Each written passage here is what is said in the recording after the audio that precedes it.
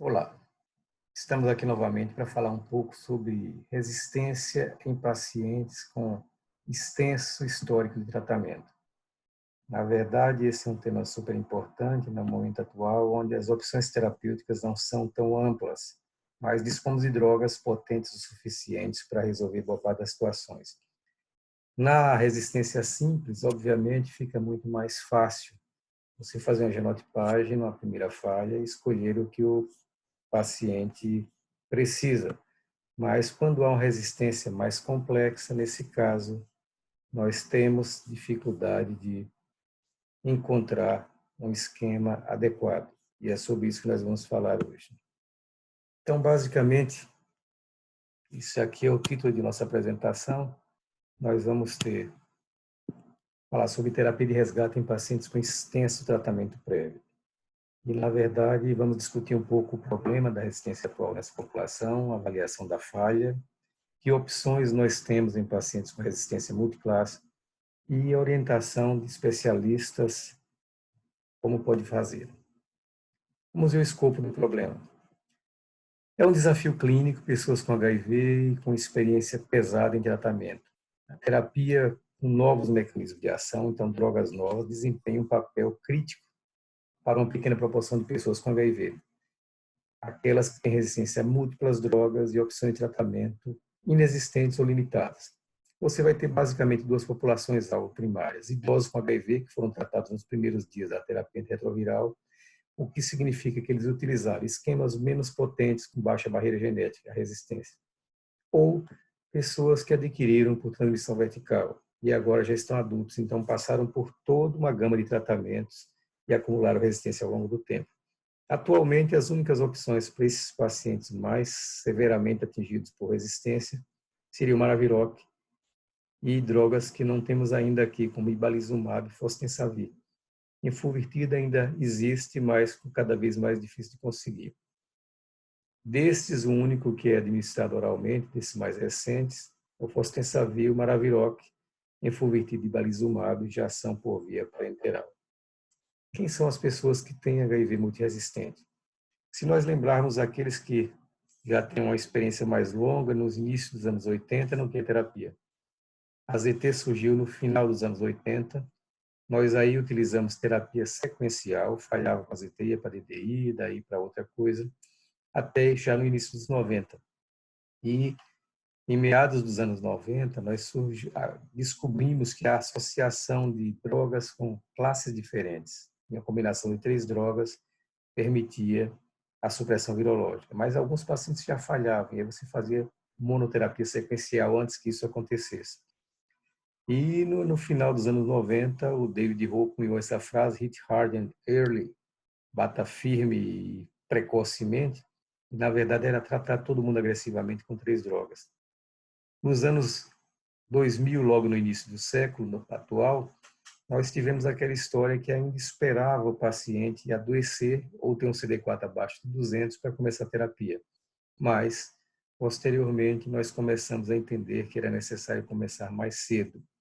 Os pacientes, no início, podiam ser altamente aderentes, mas eles eram tratados com esquemas que não eram capazes de suprimir a carga viral e, portanto, selecionavam HIVs com resistência a múltiplas drogas. Isso aqui mostra basicamente a linha do tempo de resistência para pacientes com resistentes a múltiplas drogas nos Estados Unidos.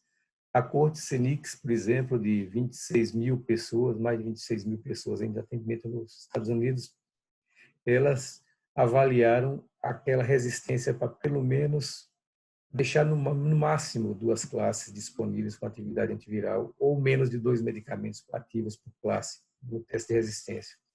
Isso nos anos 2000 em torno de 5%, chegou a 7,5% em 2004, começou a cair e hoje atinge 0,8% da população. Então, uma redução muito significativa de mais de 6 vezes na frequência desses pacientes problema. Na Europa, esse é um dado recente publicado, apresentado na CROI desse ano.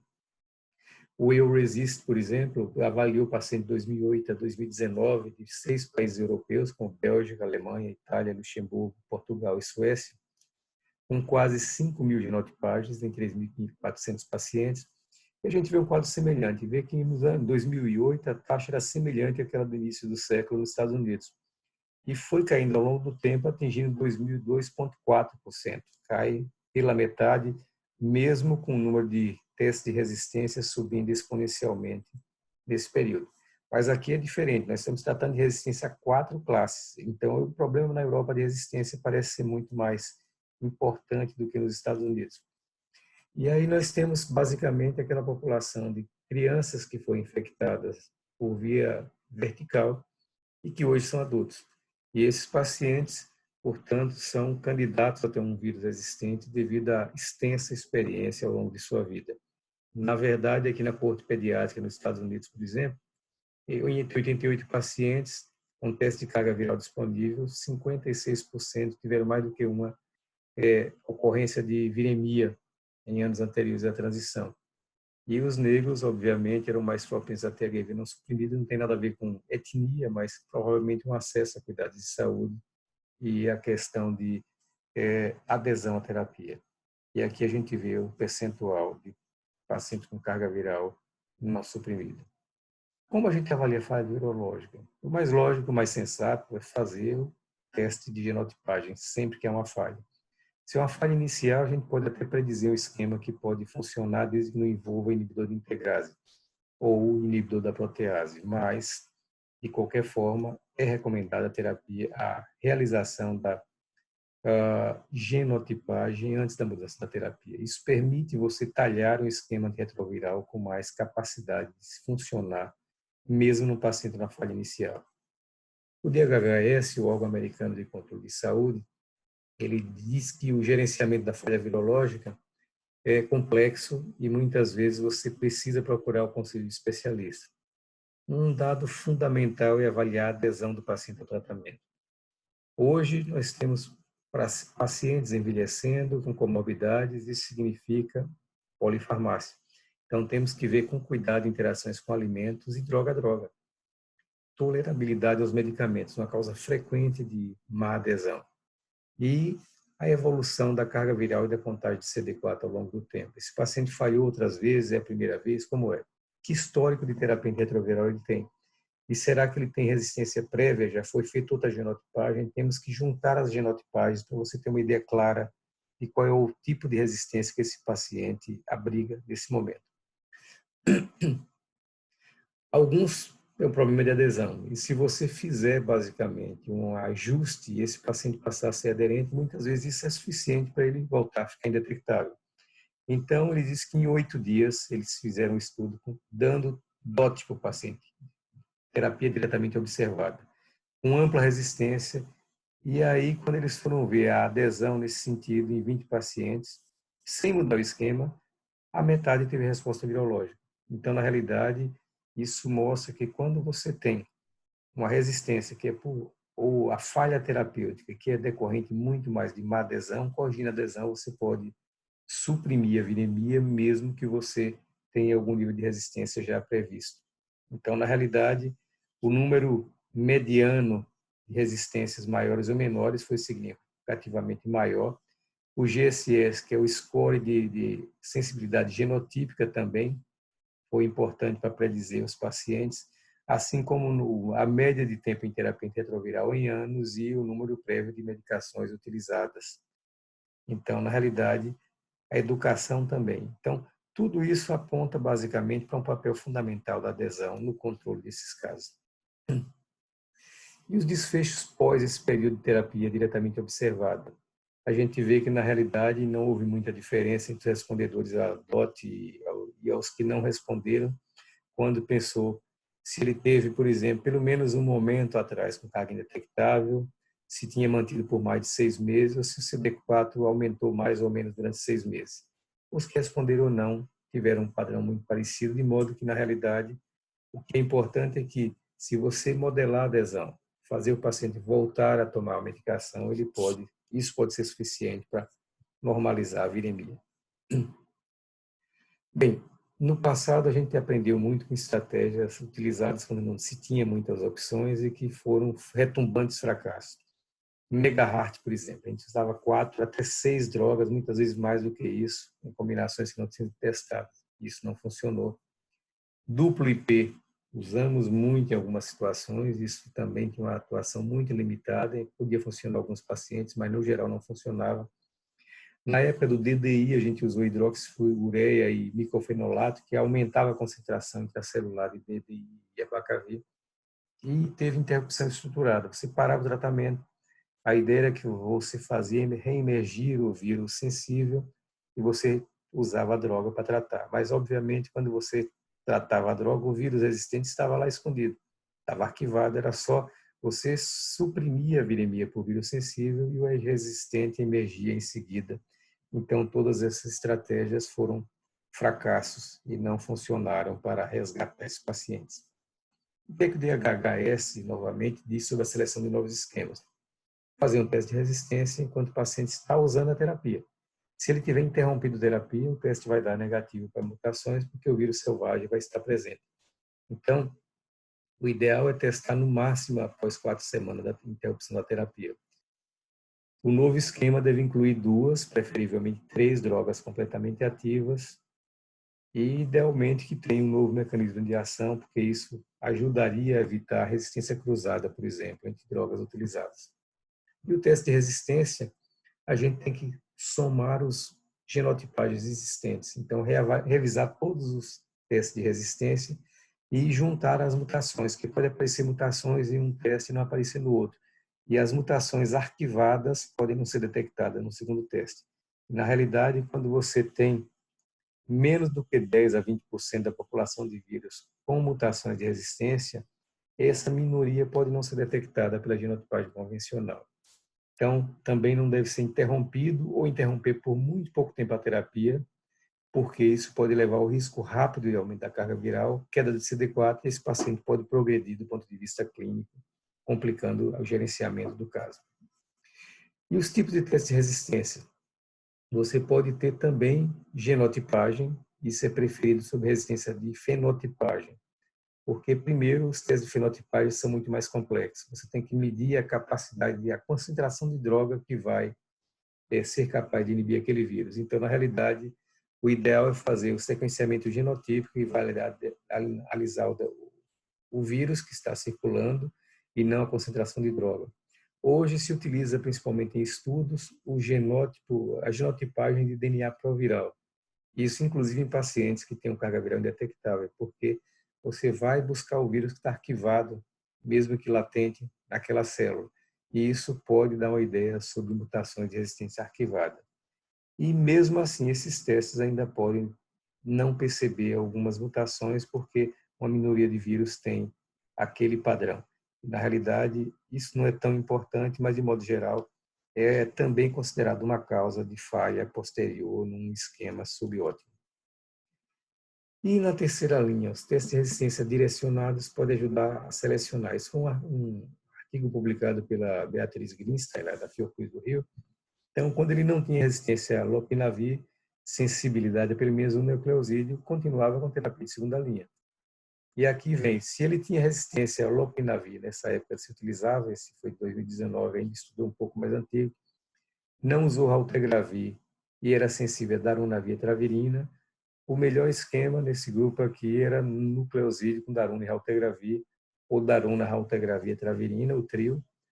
Se ele eventualmente tinha GHBS positivo, você faria daruna, raltegravir mais ventricidabina 3-TC associado com tenofovir, porque 3-TC e tenofovir atuariam sobre hepatite B.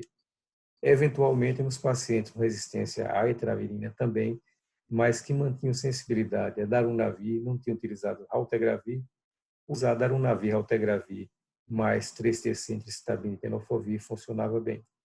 E naqueles pacientes que eventualmente não fossem parte de um desses grupos, o esquema mais utilizável seria nucleosídeo mais darunavir e raltegravir.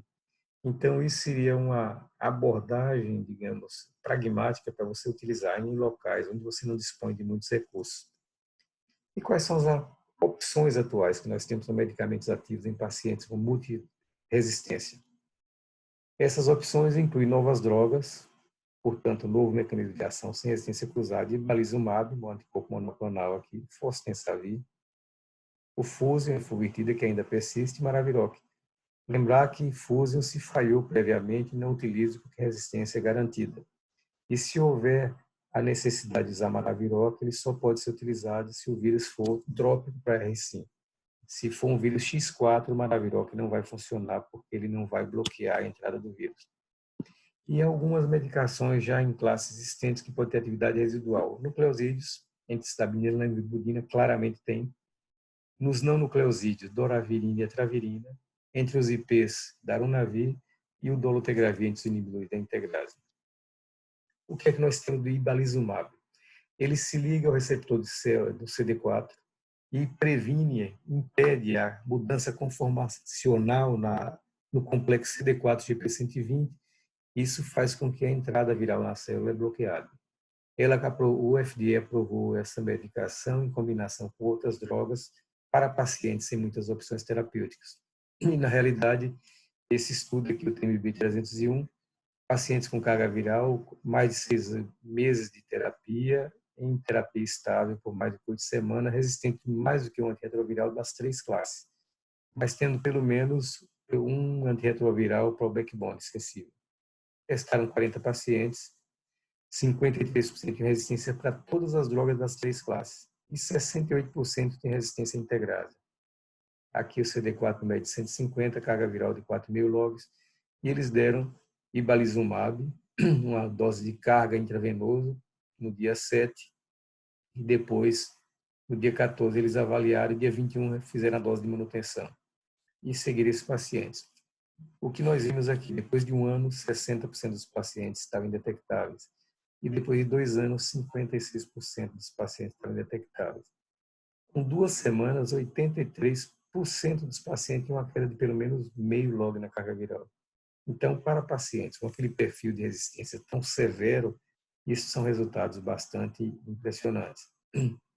E essa droga se mostrou bem segura. Então, os eventos adversos com mais importância, mais do que 10%, diarreia, tontura, fadiga, náusea, febre ou racha, foram em poucos pacientes. Nenhum sinal importante e, na realidade, a descontinuação do tratamento foi basicamente por outras razões. Não houve uma interrupção devido a eventos adversos nesse estudo.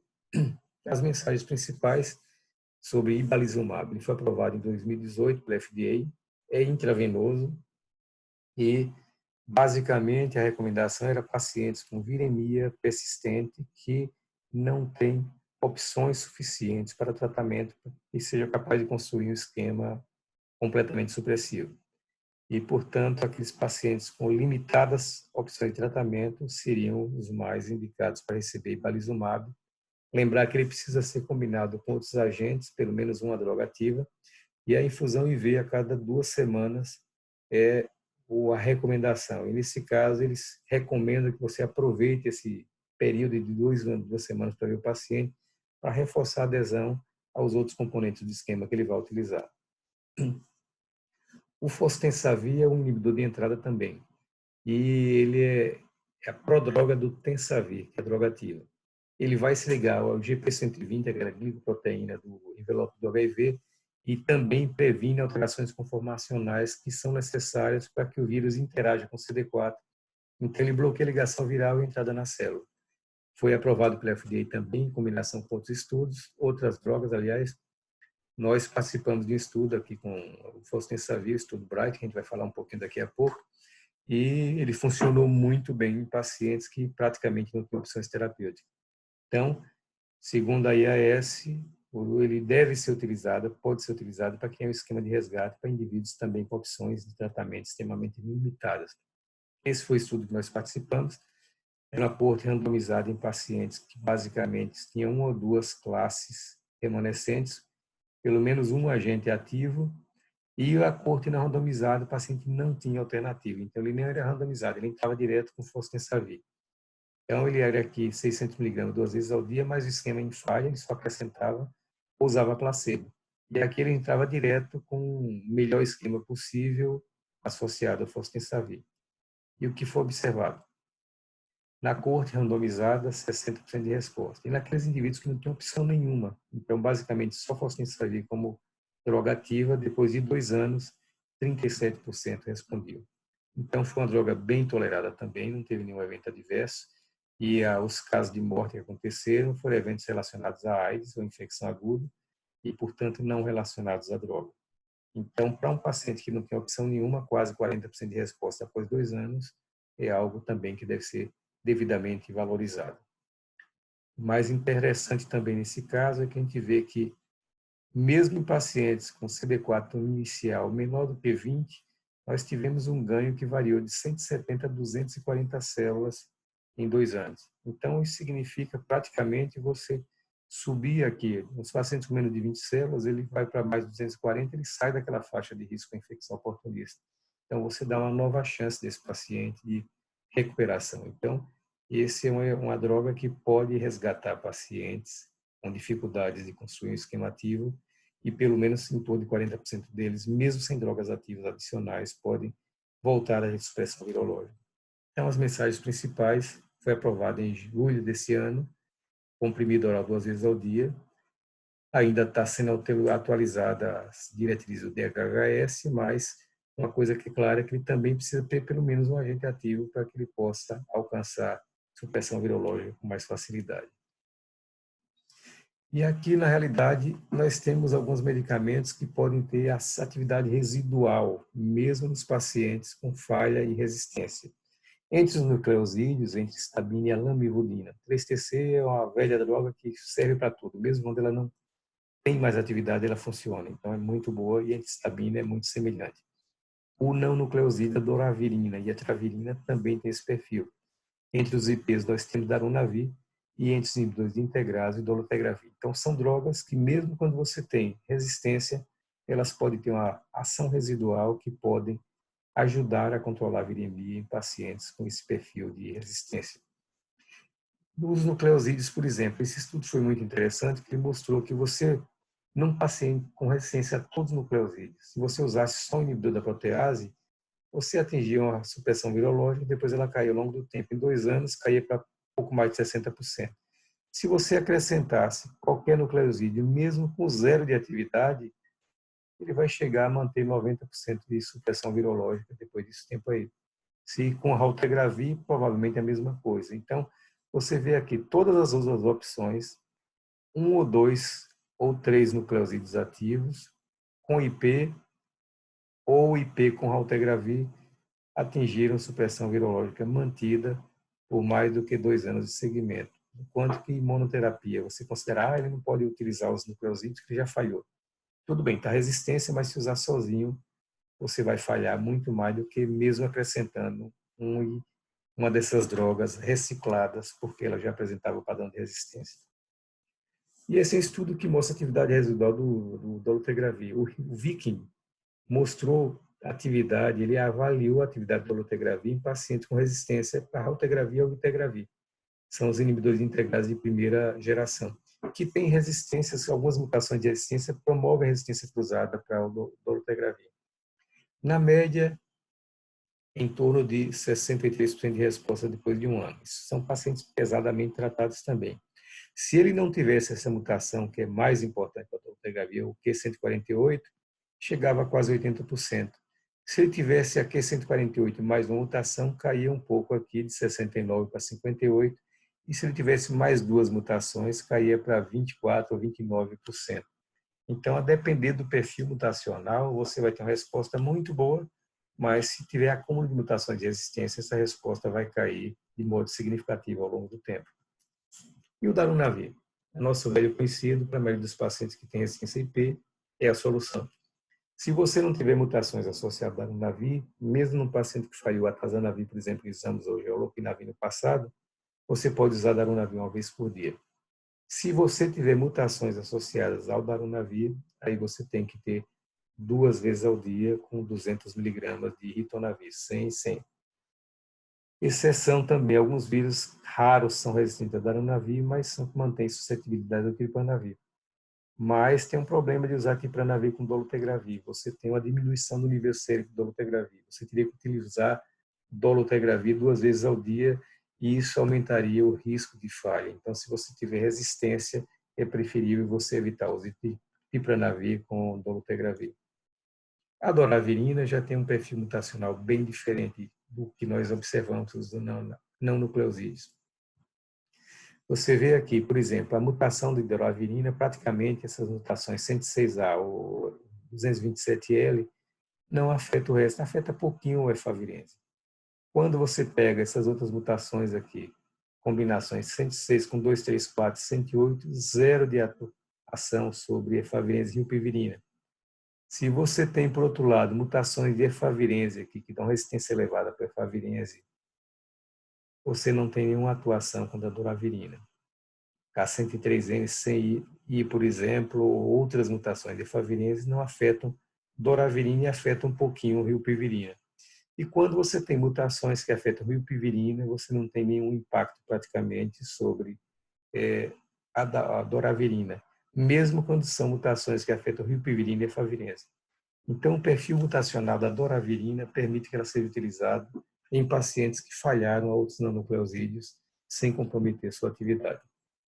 Então, em resumo, a população-alvo de pacientes com HIV resistente a muitas drogas e poucas opções de tratamento é pequena, mas tem alta necessidade de tratamento, obviamente. Entre as medicações disponíveis e já aprovadas, ibalizumab, fostensavir e fulvirtida são os únicos agentes sem resistência com as classes antigas, nucleosídeos, não núcleos, PIs e outros inibidores integrados e mais antigos, inclusive o dolutegravir, que é mais recente. Alguns pacientes que já receberam fulvirtida, eles podem ter resistência. Então, atenção, não reutilizar a fulvirtida porque ela não tem efeito residual. E esquemas de base podem ser construídos usando drogas com atividade residual, apesar da falha prévia com resistência. Então, essa é uma visão mais atual do que nós podemos fazer em termos de gerenciamento de resistência em pacientes previamente tratados, com extensa ficha de utilização de antirretrovirais e com acúmulo de mutações de resistência, às vezes muito complexo. Então, já temos hoje algumas armas terapêuticas para enfrentar esse tipo de problema e trazer de volta o paciente para a supressão virológica.